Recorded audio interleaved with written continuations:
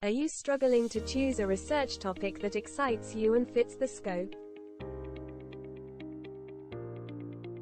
You are not alone. Many students get stuck going in circles trying to pinpoint that perfect subject.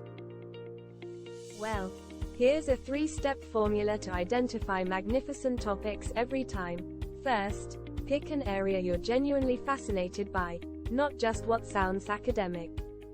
Go with your gut. Next, get creative with angles. Put a new spin on popular themes. For example, instead of focusing on social media, examine Instagram's impact on teens. Finally, add context to tighten things up.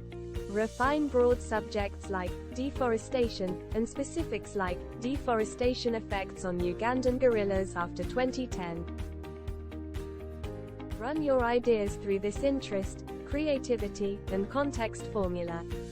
Dig for that buried treasure topic. It takes time, but finding something that excites you is essential to writing a killer paper. So embrace some topic brainstorming sessions. And next time you feel stuck, remember this simple 3-step formula. Your research topic sweet spot is out there waiting.